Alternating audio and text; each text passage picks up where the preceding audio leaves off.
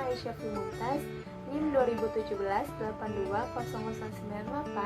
kelompok 3, Program Studi Pendidikan Guru Sekolah Dasar, Fakultas Ilmu Pendidikan, Universitas Muhammadiyah Jakarta. Pada kesempatan kali ini, saya akan menampilkan video tutorial pembuatan tempat cuci tangan untuk memenuhi tugas KKN Fakultas Ilmu Pendidikan 2020 yang bertema Edukasi dan Islami. Yuk kita nonton videonya bareng-bareng. Sebelum memulai, alangkah baiknya kita membaca basmalah terlebih dahulu. Bismillahirrahmanirrahim. Setelah itu, jangan lupa cuci tangan dan menggunakan masker.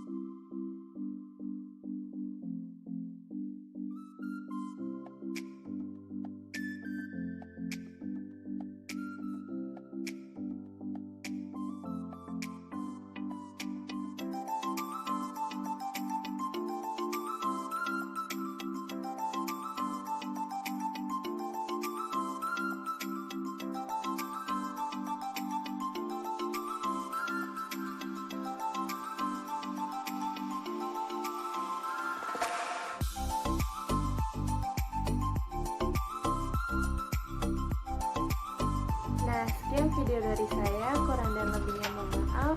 Billahi fisabilillah, fastabiqul khairat. Wassalamualaikum warahmatullahi